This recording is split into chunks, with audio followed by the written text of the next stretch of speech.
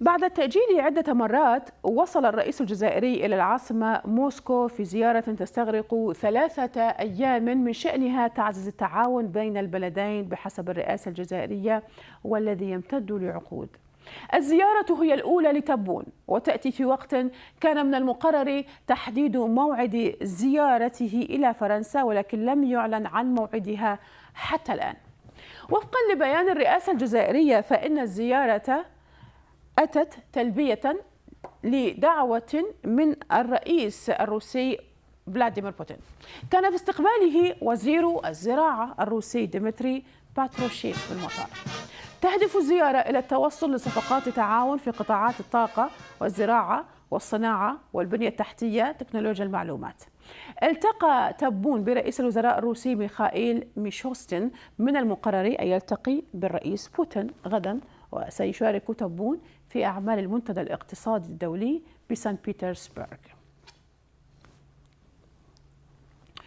ولكن ما الذي تعنيه هذه الزيارة البلدين، وما المتوقع من تحقيقه؟ يبدو أن الطابع الاقتصادي هو الغالب على الزيارة، فقبل لقائه بالرئيس بوتين حضر تبون افتتاح منتدى رجال الأعمال الروس والجزائريين، وأكد على زيادة مجالات الاستثمار في عدة مجالات. الجزائر مقدمة على تنفيذ خطة استثمارية في السنوات المقبلة في مجالات الطاقة والبنى التحتية والفلاحة والمنتجات الصيدلانية والصناعة الغذائية والتحويلية. استثمار وتبادل استثماري مع أصدقائنا ومع إفريقيا ومع البحر الأبيض المتوسط.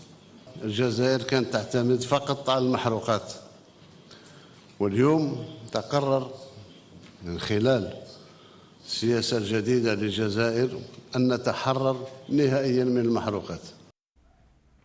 يعد التعاون العسكري والأمني أهم ما يربط البلدين، فالجزائر هي واحدة من أكبر المستوردين للأسلحة الروسية في العالم، ومنذ عام 2002 وقد وصلت نسبة واردات الأسلحة الروسية إلى الجزائر 76%.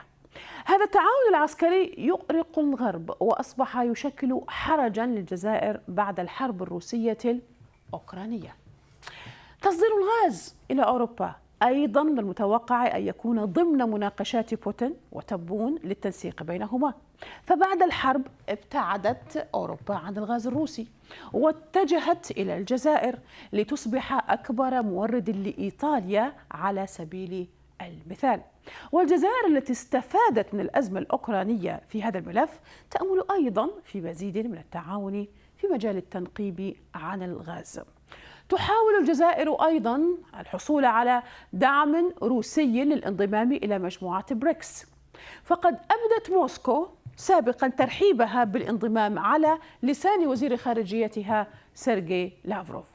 سعت الجزائر منذ الحرب الروسية الأوكرانية إلى التزام الحياد والحفاظ على علاقاتها مع الطرفين، فعلى الرغم من تصويتها في أبريل لصالح قرار الأمم المتحدة الذي يعترف بعدوان روسيا على أوكرانيا، إلا أنها امتنعت عن التصويت 5 مرات على قرارات تتعلق بالحرب. فهل ستستطيع الجزائر الحفاظ على حيادها بعد هذه الزيارة؟ استقبال تبون شغل رواد مواقع التواصل الاجتماعي. دعونا نأخذكم إلى عينة من المغردين هنا. يكتب ما حساب يسمي نفسه الباقي، يقول: عم تبون في موسكو مع قيصر روسيا والوجع العابر للقارات في المغرب. يا فرنسا، قد مضى وقت العتاب وطوينا كما يطوى الكتاب. أما المرابط الجزائري، هذا المرابط يقول: عندما يختلط الجهل بمجريات الأمور والحقد على الجزائر، هناك دائما بروتوكولات في تبادل الزيارات بين زعماء الدول تكون معروفة مسبقا، وبالتالي إذا كان الرئيس بوتين غير راغب في استقبال السيد الرئيس تبون لما تم الاتفاق على الزيارة أصلا. إيمان في هذه التدوينة تقول: تبون يرحم الشهداء، ارجع لوطنك، كفانا ذلا من أجل الدخول للبريكس، استقبال مهين. الجزائر لا تذل نفسها من أجل الدخول للمجمع الاقتصادي أو للمجمع الاقتصادي بشراء سلاح اعتمد في الحرب ضد أوكرانيا. أعرف منطق تفكير بوتين، اعرف منطق تفكير